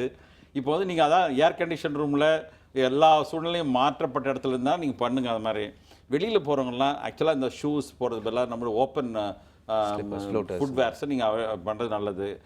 சாக்ஸ் எல்லாம் கூட அவாய்ட் பண்ணலாம் அந்த வெயில் காலத்தில். இதெல்லாம் ரொம்ப இறுக்கத்தை ஏற்படுத்துகிறது, பெர்ஸ்பிரேஷன் ரொம்ப பாதிக்கிறது. அதனால் நீங்கள் அதெல்லாம் மாற்றிக்கணும். நம்ம ஊர் வெயிலுக்கு தகுந்த மாதிரி பண்ணணும். நம்ம ஊர் வெயில் ஊரில் வந்து இங்கிலீஷ்காரன் போடுற கனடாவிலையும் அமெரிக்காவிலும் லண்டன்லேயும் யூரோப்பியன் கண்ட்ரிஸ் போடுற ட்ரெஸ்ஸை வந்து நம்ம காப்பி அடிக்க வேண்டிய அவசியமே இல்லை. நம்ம வந்து வெயில் காலத்து இந்த மாதிரி லைட்டர் ட்ரெஸ் போடணும். இந்த சவுத் ஆஃப்ரிக்கன் கண்ட்ரிஸ்லாம் நீங்கள் போனீங்கன்னா நிறைய சாதாரண அவங்களுடைய பாரம்பரிய உடைகளை போட்டு நல்லா நடந்துன்னு இருப்பாங்க. அதே மாதிரி நம்ம கூட வேஷ்டி நிறைய கட்டிக்கலாம், அதே மாதிரி வெள்ளை துணிகளெல்லாம் வேர் பண்ணலாம். இதெல்லாம் கூட நம்ம ஃபாலோ பண்ணுறது முக்கியம். ஏசியில் இருந்தால் மட்டும் நல்ல துணி போடலாம். ஏன்னா நம்மளே 4 பேர் நல்ல துணி இல்லை, ஏசியில் இருந்தால் மட்டும் இல்லை, ஏசியில் இருந்தால் நீங்கள் வந்து அந்த ஷூ போட்டுக்கிறது, கோட் இப்படி இப்போ நான் போட்டுருக்க மாதிரி கோட்லாம் போட்டுக்கிறது நீங்கள் மட்டும் போட்டு அப்படின்ற மாதிரி கேட்டாலும் ஏசியில் இருந்தால் டீஹைட்ரேஷன் வராதுலாம் கிடையாது. ஏசியில் இருந்தாலும் தண்ணி குடிச்சிட்டு தான் இருக்கும். ஆமாம், ஹைட்ரேட் பண்ணிக்கிட்டே இருக்கணும். ஏசி இருந்தாலும் ஹைட்ரேட் பண்ணணும். அடுத்த காலர் இருக்காங்க, பார்த்துலாம் டாக்டர்ஸ். ஹலோ டாக்டர், வணக்கம். ஹலோ வணக்கம், எங்கேருந்து பேசுறீங்கம்மா? திருநெல்வேலியில இருந்து பேசுறோம். சொல்லுங்கம்மா, உங்க சந்தேகம் என்னன்னு கேளுங்க, டாக்டர்ஸ் இருக்காங்க. ஓகே. ஹலோ, சொல்லுங்க. இங்க வந்து ஹீட் ரொம்ப அதிகமா இருக்கு சார். ஆமா, திருநெல்வேலி எப்பவுமே அதிகம். குழந்தைக்கு சரி ரொம்ப அதிகமா இருக்கு, 1 வயசு குழந்தை. சரிம்மா. நைட் வந்து வெக்க ரொம்ப அதிகம். சோ குழந்தைக்கு ஏர் கூலர் யூஸ் பண்ணலாமா? அதனால டஸ்ட் அலர்ஜி இல்ல நாளைக்கு இந்த கோல்டு அந்த மாதிரி ஏதாவது வருமா? ஏர் கூலர் நீங்கள் யூஸ் பண்ணலாமா? கட்டாயமாக யூஸ் பண்ணலாம். அதில் அந்த ஃபில்டர்லாம் சுத்தமாக இருக்கான்னு பார்த்துங்க. அதில் எப்போவுமே வந்து குப்பையெல்லாம் சேர்ந்துருக்கும். அந்த குப்பையோடு சேர்ந்து அந்த ஏர் கூலரில் வந்து நீர் துவளைகள் வந்து அப்படியே வந்து திவளைகள் வந்து அப்படியே மேலே வந்து படியும். அதனால் அந்த நீர் திவளைகளில் வந்து அந்த குப்பைகள் சேர்ந்து வந்துச்சுன்னா குழந்தைக்கு பாதிப்பு ஏற்படுத்தும். அதனால் டெய்லி சுத்தம் பண்ணுங்கள். அதோட முக்கியமானது அந்த ஏர் கூலர் பின்னாடியெல்லாம் அழுக்கோ அந்த ஜன்னல்களையோ அந்த குப்பைகள்லாம் இல்லாமல் தொடச்சிருங்க. சாயந்தரத்தில் நல்லா தொடங்க. அடிக்கடி ஈரமான துணியை வச்சு தொடச்சினே இருங்க. நீங்கள் ரொம்ப ஏசி ரூமெல்லாம் இல்லை, ஏர் கூலர் தான் யூஸ் பண்ண முடிஞ்சுன்னா நீங்கள் தூய்மையாக வச்சுட்டு குழந்தைக்கு அதே மாதிரி ஈவினிங் நேரத்தில் சாயந்தரத்தில் வந்து கதவெல்லாம் திறந்து ஜன்னலாம் திறந்து காற்றோட்டமாக்குங்க சூரிய வெளிச்சம் போன உடனே. ஏன்னா அந்த ரூஃப் அவங்க கூரையில் இருக்கிற வெப்பமும் அங்கே வர்றது வாய்ப்பு இருக்குது. அதே மாதிரி ஈரமான துணிகளை நல்லா புழிஞ்சிட்டு கூட ஒரு சில இடத்துல வந்து வெளியிலலாம் மாட்டி வைப்பாங்க அந்த ஈரப்பதம் உஷ்ணம் குறையிறதுக்காக. அதில் பயப்படாதீங்க. குழந்தைக்கு அடிக்கடி தண்ணி ஊட்டுங்க. உடம்பெல்லாம் அழகாக எண்ணெயெல்லாம் தடவி விடுங்க. குழந்தைக்கு பவுடர்ஸ் போடுங்க. இறுக்கமான ட்ரெஸ்ஸை போடாதீங்க. நிறைய குழந்தைகள் இந்த வெயில் நாள் என்ன பண்ணுவாங்கன்னா இந்த மாடர்னிட்டி வந்து ரொம்ப இன்னும் ஸ்பாயில் பண்ணுது. அந்த டேப்பர்ஸ்ன்னு போட்டு விடலாம் கட்டி ஒரு பெரிய இந்த கவசம் மாதிரி போட்டு கட்டி வச்சுருப்பாங்க. நாங்கள் ஹாஸ்பிட்டல்லாம் பார்க்கும்போது குழந்தைய அந்த பாத்ரூம் போகிற இடத்துலாம் பார்க்கணுன்னா ஒரு பெரிய ஆப்ரேஷன் மாதிரி பிரித்து எடுப்பாங்க. அதெல்லாம் செய்யாதீங்க. கொஞ்சம் கூலாக குழந்தைய ஃப்ரீயாக விடுங்க. தண்ணி நிறைய கொடுங்க. கால் பண்ணதுக்கு ரொம்ப நன்றிம்மா. நிகழ்ச்சியை தொடர்ந்து பாருங்க. அடுத்த கால் பார்க்கலாம் டாக்டர்ஸ். ஹலோ டாக்டர் வணக்கம். ஹலோ வணக்கம் சார். வணக்கம்மா, எங்கேருந்து பேசுறீங்க? சார் நாங்கள் விருதுநகர்ல இருந்து பேசுறோம் சார். சொல்லுங்கம்மா, உங்க டவுட் என்னன்னு கேளுங்க. Hello sir. சொல்லுங்கம்மா. சார் பொண்ணுக்காண்டி கேட்கணும். சொல்லுங்கம்மா. பொண்ணுக்கு வந்து 3 months நீர் கடுப்பு போய்கிட்டே இருக்கு சார். சொல்லுங்க. மந்த்லி வந்து ஒருக்கா வந்துருது. டேப்லெட் ஹாஸ்பிட்டல் கூட்டிட்டு போய் டேப்லெட்லாம் கொடுத்தாங்க சார். டேப்லெட் சாப்பிட்டா சரியா போயிடுது. ஆனா நெக்ஸ்ட் மந்த் மறுபடியும் அது வந்துருது சார். என்ன வயசுமா குழந்தைக்கு? அது 25 years சார் பொண்ணுக்கு. சரி சரி. இப்பதான் ரீசெண்டா மேரேஜ் ஆயிடுச்சு. மேரேஜ் ஆகி 1 year ஆகுது. சொல்லுங்க. 3 months அந்த மாதிரி ப்ராப்ளம் இருக்கு சார். இதுக்கு முன்னாடிலாம் இப்படி பிரச்சனை கிடையாது சார்.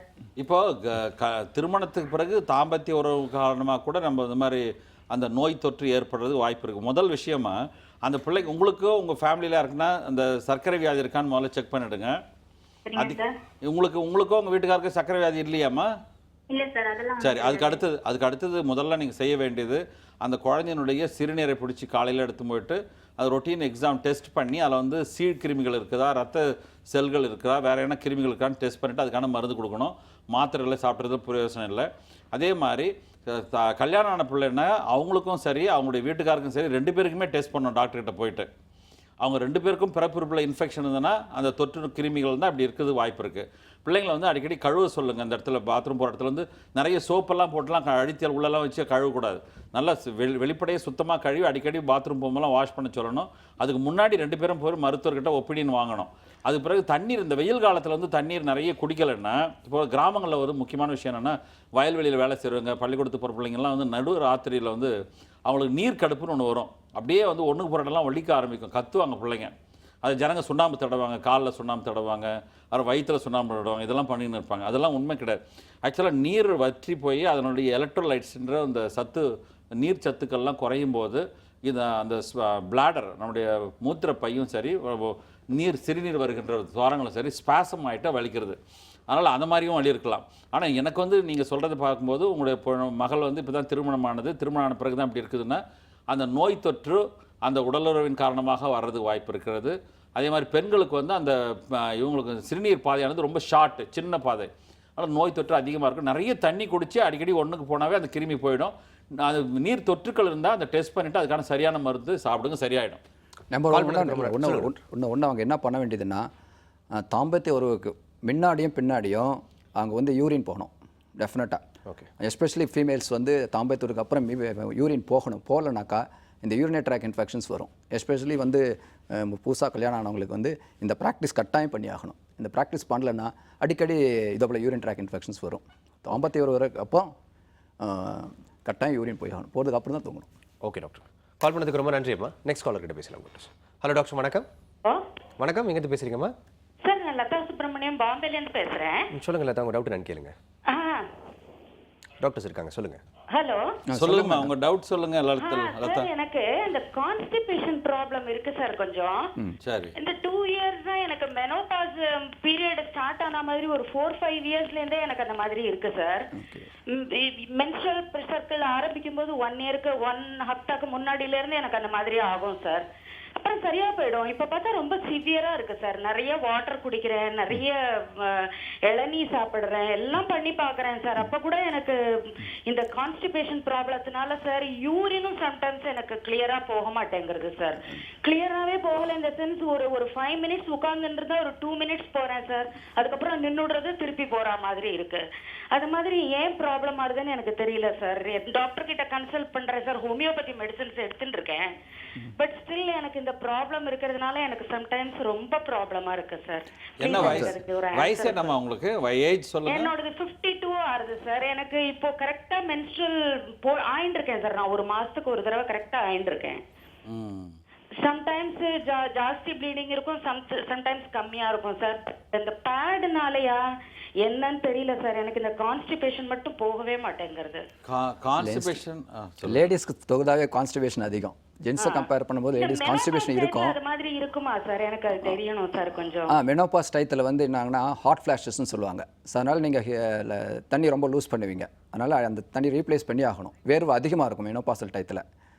மற்ற டயத்தில் விட மெனோபாஸில் வேர்வை அதிகமாக இருக்கிறனால நீங்கள் நிறைய தண்ணி குடிக்கணும். முன்னாடி குடிச்சதோ இப்போ தண்ணி அதிகமாக குடிங்க. அடுத்தது வந்து கீரை, ஃபைபர் உள்ள ஃபுட்டு நிறையா சாப்பிடுங்க. இந்த கீரை வகைகள் நிறையா டெய்லி கீரை சேர்த்துக்கோங்க. டெய்லி கீரை சேர்த்துக்கிட்டிங்கன்னா கான்ஸ்டிபேஷன் வராது. இப்பயும் அதுக்கப்புறமும் கான்ஸ்டிபேஷன் வந்தால் சில ட்ரக்ஸ் இருக்குது, லாக்ஸேட்டிவ் ட்ரக்ஸ் மாத்திரை இருக்குது. ஒரு மாத்திரை போட்டுக்கலாம். நீங்கள் டாக்டரை கன்சல்ட் பண்ணி அதுக்கான என்ன சிகிச்சை கேட்டிங்கன்னா அவங்க சொல்லுவாங்க, அதைப்படி செய்யலாம். உங்களுடைய பணி என்னம்மா? வீட்டில் இருப்பீங்களா, வெளியிலலாம் போவீங்களா? இந்த காலர் கட் ஆகிட்டாங்கன்னு நினைக்கிறேன் டாக்டர். எனிவே கால் பண்ணதுக்கு ரொம்ப நன்றிப்பா டாக்டர். அடுத்து வந்து நம்ம பேச போகிறது நீங்கள் சொன்னது தான், ஃபுட்டை பற்றி தான் பேச போகிறோம்.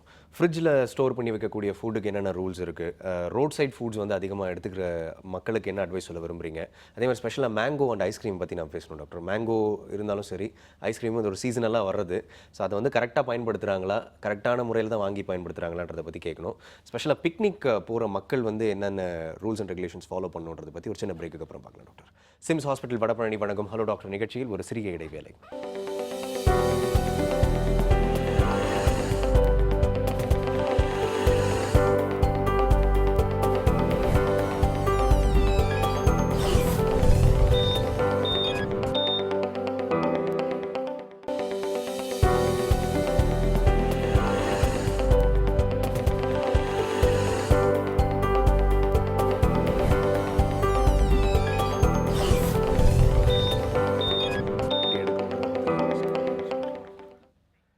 Welcome back to SIMS hospital Vadapalani வழங்கும் ஹலோ டாக்டர். ஸோ டாக்டர், இந்த சம்மரில் வந்து மேக்ஸிமம் ஹீட் கொடுக்கக்கூடிய, உஷ்ணம் உடம்புக்கு கொடுக்கக்கூடிய ஃபுட் நிறைய எடுத்துக்கிறாங்க. ஸோ அதை பற்றின உங்களுடைய அபிப்பிராயம் என்ன டாக்டர்? மெயினாக ரைஸோ இல்லை பிரியாணியோ? இல்லை, ஃபுட்டு வந்து சம்மர் ஃபுட் அப்படின்னாக்கா ரொம்ப ஸ்பைஸியாக இருக்கக்கூடாது, காரமாக இருக்கக்கூடாது. ஏன் நான் வெஜிடேரியன் தவிர்க்கிறது நல்லது. ஓகே. நிறைய வெஜிடபிள்ஸ் எடுத்துக்கணும். சீரியல் பேஸ்ட் ஃபுட்ஸ் நிறைய எடுத்துக்கலாம். சீரியல் பேஸ்ட்னால் வந்து ரைஸு, ராகி. இப்போ அந்த காலத்தில் பார்த்தோன்னா விவசாயம் பண்ணுறவங்கலாம் கம்பங்கூழ் எடுத்துகிட்டு போவாங்க. அதில் மோர் கலந்து ஒரு வெங்காயம் மிஸ் நல்ல வெயில் காலத்துக்கு உகந்த இது வெங்காயம். ஓகே. ஒரு 5-6 வெங்காயம் எடுத்துகிட்டு போயிட்டு இந்த கூழ் மோர் கலந்து அதில் உப்பு போட்டு கலப்புவாங்க. அது வந்து டீஹைட்ரேஷனையும் தவிர்த்துரும், சோடியம் லாஸாவையும் தவிர்த்துரும். வெரி உகந்த ஃபுட் அது. ஸோ கம்மரில் வந்து நான் வெஜிடேரியன் தவிர்த்துருங்க. வயிறு முட்டை சாப்பிடாதீங்க. அடுத்தது ரோட் சைடு வாங்கி சாப்பிடாதீங்க. இதெல்லாம் ரோட் சைடை பற்றி டிஸ்கஸ் பண்ணி ஆகணும் டாக்டர். ரோட் சைடு ஃபுட்ஸ் அப்படின்றது வந்து இப்போ நிறைய பேருக்கு வந்து 3 டைம் அங்கே தான் சாப்பிட்றாங்க. 3 வேளை சாப்பிடக்கூடிய ஒரு லைஃப் சேவியராக இருக்குது. இப்போ அவங்கெல்லாம் என்ன டாக்டர் பண்ணலாம்? ஆல்டர்னேட்டிவ் என்ன பண்ண முடியும்? ஆக்சுவலாக ரோட் சைடில் சாப்பிட்றவங்களோட எண்ணிக்கையை சொன்னால் நீங்கள் ரொம்ப அசந்து போயிடுவீங்க. நான் இந்த மாநகராட்சியினுடைய சுகாதார அதிகாரிக்கு ஒரு ஸ்டடி பண்ணோம். 70 லட்சம் மக்கள் வாழற இந்த சென்னை மாநகரத்தில் நியர்லி 60 லட்சம் மக்கள் ஹோட்டலில் சாப்பிட்றாங்க. ஓகே. 60 லட்சம் மக்கள். அந்த 60 லட்சம் மக்கள் வந்து காஃபி சாப்பிட்றது, பிஸ்கெட் சாப்பிட்றது, சாப்பாடு சாப்பிட்றதுலாம் இவ்வளோ சாப்பிட்றாங்க. இவ்வளோ சாப்பிட்றவங்க வந்து மத்திய தர மக்கள், அதுக்கு மேலே இருக்கவங்கலாம் ஓரளவுக்கு நல்ல ஹோட்டலில் சாப்பிட்றாங்க. அது கீழே இருக்கவங்கலாம் ஓரளவுக்கு ரோட் சைடு, அந்த ரோட் சைடு இதில் தான் பார்ப்போம். கையேந்தி பவன் சொல்லுவாங்க எல்லோரும் நம்ம ஜனங்கள்லாம் சாப்பிடுவாங்க. இப்போ வந்து ஐடியில் படிக்கிறவங்க கூட கையேந்தி பவன் வந்து சாப்பிட்றாங்க. நல்லா இருக்குது, ரொம்ப டேஸ்டியாக இருக்குன்னு சொல்லிட்டுலாம். இதெல்லாம் அதுக்கு வந்து நம்ம போகிறதுக்கு முன்னாடி அந்த ரோட் சைடில் நிறைய குப்பைகள் வந்து அப்படியே பறந்து கொண்டு இருக்குது. அதே இடத்துல தோசை சோட்டு வைப்பாங்க, மீன் குழம்பு வைப்பாங்க. அதே மாதிரி நம்முடைய குடி சகோதரர்கள்லாம் வந்து காரசாரமாக குடிப்பாங்க. எல்லாம் குடித்து எல்லாம் போய் சேர்ந்துடும். அதனால் இப்போது ரோட் சைடில் ஈக்கள் மொய்த்த உணவை நீங்கள் சாப்பிடாதீங்க. ரோட் சைடில் இருக்கிற இப்போ கூட நாங்கள் நண்பர்களெல்லாம் சொல்லலாம், சுகாதாரத்துறையில் சொல்லும்போது இந்த ரோட் சைடில் விற்கிற உணவுகள்லாம் அட்லீஸ்ட் ஒரு மெஷினெல்லாம் அடிங்க அந்த தள்ளு வண்டியில். நாங்கள் வந்து மெரினாவில் பண்ணும்போது கண்ணாடி வைக்க சொன்னோம் நாங்கள். இப்போ அட்லீஸ்ட் ஒரு மெஷ் வச்சா அந்த டஸ்ட்டு உள்ளாக வராமல் இருக்கும். நல்லா செய்கிறீங்க, சூடாக இருக்குது, ரொம்ப குறைந்த விலையில் வைக்கிறீங்க. ஆனால் ஒரு மெஷ் அடித்தா ரோட்டில் பறக்கிற அந்த குப்பையெல்லாம் உங்களோட சாப்பாட்டில் வந்து விழாமல் இருக்கும். அதனால் ரோட் சைடில் இருக்கிற உணவை சாப்பிட்றது அவாய்ட் பண்ணுறது நல்லது. ஈக்கள் மொய்த்த உணவை சாப்பிட்றது அவாய்ட் பண்ணுங்கள். அதே மாதிரி இந்த தண்ணீர் வந்து விற்கிறாங்க நிறைய இடத்துல. மெரினாவில் பார்த்தீங்கன்னா நீங்கள் ஒரு பள்ளம் தோண்டுவாங்க, அதுலேருந்து தண்ணி எடுத்து கொடுத்துன்னு இருப்பாங்க 10 பைசா 5 பைசான்னு சொல்லிட்டு. அது பிளாஸ்டிக் கவரில் ஒரு பாக்கெட் வாட்டர்னு கொடுப்பாங்க. முதல்ல இந்த மினரல் வாட்டர்ன்ற இதை வந்து மினரலே இல்லாத வாட்டருங்கெல்லாம் இப்போ ரிவர்ஸ் ஆஸ்மோசிஸில் எடுக்கிற வாட்டரில் வந்து நேச்சுரல் மினரல்ஸே இல்லாமல் போகுது. இதெல்லாம் எங்கே போய் நிற்கனே தெரியல. நேச்சுரல் மினரல்ஸ்லாம் இல்லாத நேரத்தில் நோயினுடைய தாக்கங்களும் சரி, உங்களுடைய உயிர் சத்துக்களும் இல்லாமலே போயின்னு இருக்குது உடம்புக்கு. அதை பற்றி நம்ம பேசுறதே கிடையாது. அது ஒரு பக்கம். அப்புறம் மினரல் அந்த பேக்கெட் வாட்டர் வந்து எப்போவுமே வாட்டர் ஸ்டோர் பண்ணும்போது சுத்திகரிக்கப்படுறது நான் டச் டெக்னிக். கைப்படாமல் மிஷினே ஃபில் பண்ணி கொடுக்குற மெத்தட் தான் இருக்கணும். அதான் ISI ஸ்டாண்டர்ட்லாம் சொல்லின்னு இருக்கிறாங்க. ஆனால் அந்த பிளாஸ்டிக்கில் வர்றது வந்து டச் டெக்னிக்கில் பண்ணுறாங்க. அதில் வந்து நிறைய கிருமிகள் இருக்குது. அது பேண்ட். அது ஆக்சுவலாக தமிழ்நாட்டை பொறுத்தவரை அது பேண்ட். அந்த தண்ணியை வாங்கி இப்படி கடிச்சு குடிச்சுன்னு இருப்பாங்க நம்ம பிள்ளைங்க. காலேஜ் பிள்ளைங்க குடிக்குது, தேர்தல் வேலை செய்கிறவங்க குடிக்கிறாங்க. இதெல்லாம் அவாய்ட் பண்ணுங்கள். நிறைய செலவு பண்ணுறீங்க. ஒரு பாட்டிலில் தண்ணி நல்லா வீட்டில் இருக்கிற கிணத்து தண்ணியோ அல்லது மினரல் இந்த நம்முடைய மெட்ரோ வாட்டர் தண்ணி நல்லா வடிகட்டி நன்றாக காய்ச்சினா நான் திரும்பி சொல்லுவோம் பொது சுகாதாரத்தில் தண்ணீர் பாத்திரத்தில் உருளும் வரை காய்ச்ச வேண்டும். பாத்திரத்தில் உருளும் வரை காய்ச்சி அதை வந்து கூல் பண்ணி வீட்டில் எடுத்துடுவாங்க. அந்த தண்ணி குடிங்க.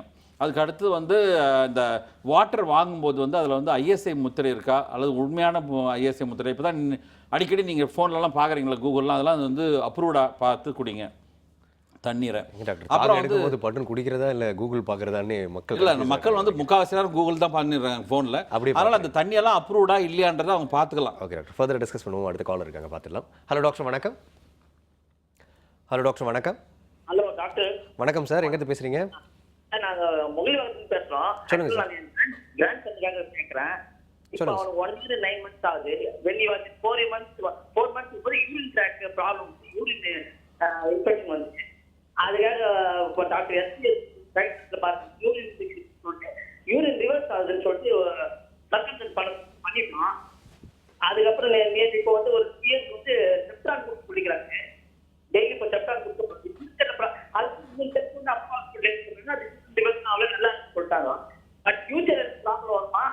டைவர் போடுறாங்க. இப்போ 1 நைட்ல போடலாமா வேண்டாமா? என்ன சொல்கிறேன், ஆக்சுவலாக யூரின் ப்ராப்ளம் ரிவர்ஸ் ஆகுதுன்ற மாதிரி ஏதோ ப்ராப்ளம் சொல்லியிருக்காரு. அதுக்காக ஏதோ ட்ரீட்மெண்ட் எடுத்துருக்குறாங்க. இப்போ சார் உங்கள் கொஸ்டினை திரும்ப இன்னொரு வாட்டி ரிப்பீட் பண்ண முடியுமா கொஞ்சம் நிதானமாக? சார் ஒன்றும் இல்லை. இல்லை பையன் யூரின் இன்ஃபெக்ஷன் வந்திருக்கு. ஓகே, ஃபர்ஸ்ட் இருக்குங்களா? இல்லை வந்து சின்ன குழந்தைங்கள ஃபைமோசிஸ்னு ஒன்று சொல்லுவாங்க. இந்த ஃபைமோசிஸ் இருக்கான்னு பார்க்கணும். ஃபைமோசிஸ்னாக்கா அந்த மேல் தோல் இருக்குது தெரியுங்களா, மேல் தோல் வந்து அடைச்சிக்கும். அதனால் யூரின் போகும்போது இந்த ப்ராப்ளம்ஸ் வரும். யூரின் வந்து ரொம்ப நேரம் போவான், ரொம்ப மெலிசாக போகும். ஸோ அதனால் வந்து இந்த ரொம்ப முக்கும்போது என்ன ஆகுனா மேலே, அதனால தான் ரிஃப்ளெக்ஸ் மேலே யூரின் போகும். இந்த ரிஃப்ளெக்ஸ் மேலே போச்சுனாக்கா யூரினரி பிளாடர்லேருந்து மேலே கிட்னிக்கு போனால் அது கிட்னி அஃபெக்ட் தான் பண்ணும். அதை வச்சு சொல்லியிருப்பாங்கன்னு நினைக்கிறேன். அது அந்த ஃபைமோசிஸ்ன்ற வியாதி இருக்கான்னு போயிட்டு டாக்டர்கிட்ட போய் செக் பண்ணிக்க சொல்லுங்க. ஃபுல்லாக செக் பண்ணிவிட்டு இப்போ ஒன்றுக்கு போகும்போது உங்கள் பிள்ளைக்கு வந்து அந்த முனையில் ஒரு பலூன் மாதிரியோ அல்லது ஒரு முட்டையாக வீங்குதான்னு பாருங்கள். அப்புறம் கட்டாயமாக வந்து ஒரு குழந்தைகள் அறுவை சிகிச்சை நிபுணரை நீங்கள் போய் பார்த்துட்டு அந்த ஒன்றுக்கு போகிற இடத்துல தோல் ஆனது நெருக்கி டாக்டர் சொன்ன மாதிரி நெருக்கமாக இருந்தால் அது ஒன்று அந்த சர்க்கம்சிஷன் மாதிரி ஒன்று பண்ணுவாங்க. இந்த சுண்ணத்துன்னு சொல்கிறாங்க, அது மாதிரி ஒரு சின்னதாக பண்ணுவாங்க. அது சின்ன ஆப்ரேஷன், அது பண்ணி செஞ்சிடலாம். இப்போ வந்து விஞ்ஞானம் வளர்ந்த ஒரு காலகட்டத்தில் நம்ம வந்து இதை பற்றிலாம் பெரிய எல்லாமே என்ன காரணம் கண்டுபிடிக்கிற ஒரு காலம். அதனால் ஈஸியாக நீங்கள் போய் டாக்டரை பார்த்துட்டு அந்த துவாரம் அடைப்பு இருந்தால் அதை சரி பண்ணிவிட்டு குழந்தைக்கு ரிலீஃப் கொடுங்க. அதை சீக்கிரம் சரி பண்ணாமல் விட்டிங்கன்னாக்கா உங்களுக்கு வந்து குழந்தைக்கு வந்து பாதிப்புகள் ஏற்படும். அது கிட்னி வரலும் பாதிப்பு ஏற்படும். அதே மாதிரி இந்த தருணத்தில் நான் சொல்லிக்கொள்ள விரும்புதுன்னா, மாத்திரைகள் மருந்துகள் நிறைய சாப்பிட்ற மக்கள் நம்ம மத்தியில் இருக்கிறாங்க. இந்த வெயில் காலத்தில் மாத்திரை மருந்துகள் சாப்பிட்றவங்க நிறைய தண்ணியை குடிக்கணும். ஏன்னா நீங்கள் தண்ணி குடிக்காத நேரத்தில் ரொம்ப அந்த மருந்தெல்லாம் ரொம்ப கான்சன்ட்ரேட் ஆகிட்டு அது சிறுநீரத்தை கூட பாதிக்கலாம், அப்புறம் வயிற்றையே பாதிக்கலாம். அதனால் நிறைய தண்ணி குடிக்கணுன்றது நான் என்னுடைய அறிவுரையாக சொல்ல விரும்புகிறேன். கால் பண்ணதுக்கு ரொம்ப நன்றி சார். நிகழ்ச்சியை தொடர்ந்து பாருங்கள். டாக்டர், இந்த ஃப்ரூட்ஸ் பற்றி கொஞ்சம் சொல்லுங்கள் டாக்டர். ஏன்னா நிறைய நீராகாரம் தேவைன்றதுனால ஃப்ரூட்ஸ் நிறைய எடுத்துக்கிறாங்க. ஸோ அதை பார்த்து வாங்கக்கூடியது எப்படி? மெயினாக மேங்கோவை பற்றி சொல்லுங்கள். மேங்கோ பற்றி அது வந்து நாங்கள் ரொம்ப ஒரு 15 வருஷமாக அந்த காரியத்தை நான் செஞ்சு வந்தேன். சென்னை மாநகரத்தில் ஒரு தடவை இந்த திருவல்லிக்கேணி பகுதி, மயிலாப்பூர் பகுதிகளில், குடோன்களில், அதே மாதிரி கோயம்பேடுலாம் வந்து இந்த மாம்பழத்தை ஒரு லாரியாக சீஸ் பண்ணி அழிப்போம். நாங்கள் வருத்தமாக கூட இருக்கும், இவ்வளோ பெரிய இயற்கை ப்ராடக்ட் இப்படி ஸ்பாயில் பண்ணணும். அதை எடுத்து பார்த்தீங்கன்னா குடோனில் ஆயிரக்கணக்கான லட்சக்கணக்கான பழங்களை வச்சு கால்சியம் கார்பைடுன்னு ஒரு இது வந்து அந்த நம்முடைய தாய்மார்கள் அந்த காலத்தில் இந்த வெத்தலைப்பாக்கு பை வச்சுருப்பாங்களா, அந்த மாதிரி பையில் நிறைய கல்லை போட்டு உள்ளே நிறைய போட்டு வச்சுருப்பாங்க. இப்போ அதை வந்து மாடர்னைஸ் அதெல்லாம் நாங்கள் பிடிக்க ஆரம்பிச்சிட்டோம். அது லாரியாக அந்த கால்சியம் கார்பைடு எடுத்தோம். அந்த மாம்பழம் வந்து பளபளன்னு இருக்கும் அந்த கல் வச்சது. அதனுடைய தாக்கம் வந்து அந்த தோலையும் தாண்டி உள்ளே போயிடுறதுனால இந்த ஜனங்க வந்து சரியாக கழுவாமல் சாப்பிடும்போது அது வந்து வாயில் எரிச்சல் உண்டாக்கும், கேஸ்ட்ரைட்டிஸ் உண்டாக்கும். ரொம்ப கிரானிக்காக சாப்பிட்றவங்களுக்கு அந்த புற்றுநோய் இருக்கிறவங்க கூட ப்ராப்ளத்தை அதிகமாக்குறது வாய்ப்பு இருக்கிறது. அதுக்காக என்ன சொல்லணும், நீங்கள் மாம்பழத்தை வாங்கும்போது முதல்ல இதை பார்த்து வாங்குங்க. நீங்கள் வியாபாரிகள்கிட்ட நீங்கள் அன்பாக பேசி சார் அது மாதிரி பழத்தெல்லாம் உங்களுக்கு கொடுக்காதீங்கன்னு சொல்லுங்கள். இதை வந்து சோஷியல் பாய்காட்டிங்னு சொல்லுவாங்க தெரியுங்களா. அந்த மாதிரி நீங்கள் வந்து மொத்தமாக செய்யலாம். சரி, இதுக்கெல்லாம் வந்து கார்பரேஷன், சுகாதாரத்துறை நடவடிக்கைகளுக்கும் போலீஸ் அப்படியெல்லாம் பண்ணுறதை விட நீங்கள்லாம் அந்த வியாபாரிகிட்ட பேசணும். இதெல்லாம் நாங்கள் வாங்க போகிறதுலன்றது முடிவு பண்ணணும். இப்போ என்ன பண்ணிட்டாங்க, அந்த கல்லுக்கு பதிலாக ஒரு லிக்யூட், அதே கால்சியம் கார்பைட் கண்டெய்னிங் ஒரு லிக்யூடை பக்கெட்டில் போட்டு வச்சுட்டு அதில் மாம்பழத்தையும் எடுக்கிறாங்க, வாழைப்பழத்தையும் நினச்சி எடுக்கிறாங்க, எல்லாத்தையும் நினச்சி எடுக்கிறாங்க. அதனால் அந்த மருந்துகளை பயன்படுத்தி பழுக்க வைக்கிறத நீங்கள் அவாய்ட் பண்ண. அந்த வெயில் நாளில் அது ரொம்ப பிரச்சனை ஏற்படுத்துகிற விஷயம். அதே மாதிரி திரவங்கள் இருக்கிற நல்ல பழங்கள் வந்து அந்த பப்பாளி பழம் நிறைய இருக்குது இப்போது, அப்புறம் தர்பூசணி இருக்குது, அப்புறம் வந்து சின்ன சின்ன டியூபர் மாதிரி அந்த பழங்கள் இருக்குது. அதெல்லாம் நீங்கள் நிறைய சாப்பிட்ணும், நிறைய வாங்கி சாப்பிட்லாம். அப்புறம் நுங்கு இப்போ வந்துருக்குது, கிராமங்கள்லேருந்து நுங்கு எடுத்து வந்து விற்கிறாங்க, இளநீர் விற்கிறாங்க. இதெல்லாம் நிறைய இயற்கையான பொருட்கள் நிறைய சாப்பிடுங்க. அதே மாதிரி இந்த நேரத்தை சொல்லிக்கிறது என்னென்னா, இந்த கலர்டு ட்ரிங்கிங் ஏரேட்டட் வாட்டர்ஸ்லாம் தயவுசெய்து சாப்பிடாதீங்க. ஓகே. கலர்டு ட்ரிங்கிங் சாஃப்ட் ட்ரிங்க்ஸும் சரி, கலர்டு ஐஸ்கிரீம்ஸையும் நீங்கள் அவாய்ட் பண்ணணும். எல்லா கலர்டு சப்ஸ்டன்ஸும் இன்றைக்கி இருக்கிற நிறைய புற்றுநோய்களுக்கான காரணத்தை ஆய்வு பண்ணும்போது உலக சுகாதார சொல்லுது. அது வந்து முகத்துக்கு போடுற பூச்சாக இருக்கட்டும், அல்லது நகத்துக்கு போடுற இதாக இருக்கட்டும், சென்ட்டாக இருக்கட்டும், இதாக இருக்கட்டும், கலர்டு சப்ஸ்டன்ஸ் எல்லாமே வந்து உடம்பை பாதிக்கிறது. அது வந்து கலர்ட் சப்ஸ்டன்ஸை அவாய்ட் பண்ணணும். மேலை நாடுகளில் இப்போ அவ்வளோ வளர்ந்த நாடுகளில் வந்து கலர்ட் ப்ராடக்ட்ஸ் எதுவுமே சாப்பிட்றதில்ல. சாப்பாடும் சரி, ஐஸ்கிரீமும் சரி, கூல்ட்ரிங்க்ஸும் சரி. அதனால் இந்த வெயில் நல்லா பண்ணாதீங்க. ஏன்னா இந்த நீர் வற்றி போயிட்டு உஷ்ணம் அதிகமாக்கும் போது அந்த coloured substances they actually precipitate concentrated லெவலில் கிட்னியும் சரி, மூத்திரப்பையும் சரி பாதிக்கக்கூடிய விளைவுகள் ரொம்ப ரொம்ப அதிகம். அதனால் அவாய்ட் பண்ணுங்க. ஓகே டாக்டர், நிகழ்ச்சி அடுத்த காலர் இருக்காங்க, பார்த்துட்டு ஃபர்தராக டிஸ்கஸ் பண்ணுவோம். ஹலோ டாக்டர், வணக்கம். ஹலோ வணக்கம்மா, எங்கேருந்து பேசுகிறீங்க? சார் டாக்டர் சொல்லுங்கம்மா, டாக்டர் இருக்காங்க, சொல்லுங்க. எனக்கு வந்து 15 எல்லாமே 60 இயர்ஸ்ல இருக்காங்க. வெயிலுக்கு ரொம்ப டயர்டா இருக்காங்க. இந்த வீட்னால இந்த மாதிரி இதெல்லாம் எப்படி அவாய்ட் பண்றதுன்னு டாக்டர். ஓகே, அதே டாக்டர், ஸ்ட்ரோக் எப்படி அவாய்ட் பண்ணுறது? அடிக்கடி இந்த ஹீட் ஸ்ட்ரோக்கு முன்னாடி பல ஸ்டேஜஸ் இருக்குங்க. ஃபஸ்ட்டு வந்து ஹீட் கிராம்ப்ஸ்ன்னு சொல்லுவாங்க.